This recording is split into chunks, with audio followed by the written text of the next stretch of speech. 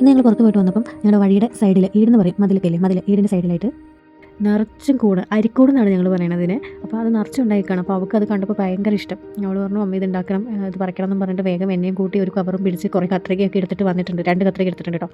എന്തായാലും അവൾക്ക് ഇന്ന് അത് വറുത്ത് കൊടുക്കണം എന്നാണ് പറഞ്ഞിട്ടുള്ളത്. ബാക്കിയുള്ളത് നമുക്ക് കറി വയ്ക്കാം. തേങ്ങയും അരിയൊക്കെ ഇട്ട് വറുത്തരച്ച് വെച്ചാൽ സൂപ്പർ ടേസ്റ്റാണ്, അടിപൊളിയാണ്. അപ്പോൾ അവളിന്ന് സ്കൂളിൽ പോകാതിരുന്നത് എന്നാന്ന് വെച്ച് കഴിഞ്ഞാൽ അവൾക്ക് NCCക്ക് സെലക്ഷൻ കിട്ടിയിട്ടുണ്ട്. അപ്പോൾ അതിൻ്റെ ഫിസിക്സ് സർട്ടിഫിക്കറ്റ് ശരിയാക്കാൻ വേണ്ടിയിട്ടാണ് ഇന്ന് ലീവ് എടുത്തിരുന്നത്.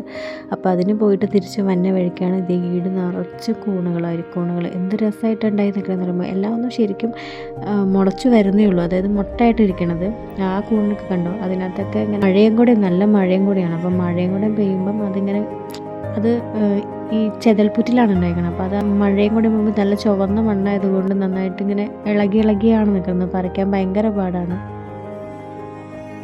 അത് മൊത്തം പറിച്ചുകൊണ്ട് വീട്ടിൽ കൊണ്ട് നന്നാക്കുക എന്ന് പറഞ്ഞാൽ കുറച്ചുകൂടി കഷ്ടപ്പാടാണ്, ചെടി മൊത്തം. അപ്പോൾ അതുകൊണ്ട് നമ്മളിത് ഇതുപോലെ ഒരു കത്രിക പിടിച്ചിട്ട് കുറച്ചെണ്ണം കൂട്ടി പിടിച്ചിട്ട് അതിൻ്റെ സൈഡിൽ നിന്ന് ഇങ്ങനെ കട്ട് ചെയ്ത് എടുക്കുകയാണ് ചെയ്യുന്നത്. അപ്പോൾ നമുക്ക് വീട്ടിൽ പോയിട്ട് വലിയ പണിയില്ല, എന്നാലും ചെളിയാവും. കാരണം അതിനകത്ത് മൊത്തം മഴവെള്ളം നിറച്ച് നന്നായിട്ട് ചെളി പിടിച്ചിരിക്കുക. അത് വീട്ടിൽ കൊണ്ടുപോയി നന്നായിട്ട് കഴുകി വാരി എടുക്കുമ്പം നന്നായിട്ട് ക്ലീൻ ആവും.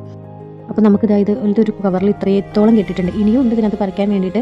അത് ഇങ്ങനെ കുഞ്ഞായിട്ട് വന്നേ ഉള്ളൂ. അപ്പോൾ അത് നമ്മൾ നാളെ പറിക്കാനായിട്ടാണ് ഇരിക്കുന്നത്. അപ്പോൾ നമ്മളിത് വൈകുന്നേരമാണ് പറിക്കുന്നത്. അപ്പം ഇളയാൾ സ്കൂൾ വിട്ട് തന്നെ വഴിയാണ് കാണുന്നത്. അത് കണ്ടപ്പോൾ ഭയങ്കര സന്തോഷമുണ്ട്. ഇത് ഇത്രത്തോളം ഗുണമാണ് നമുക്കിന്ന് കിട്ടിയിട്ടുള്ളത്.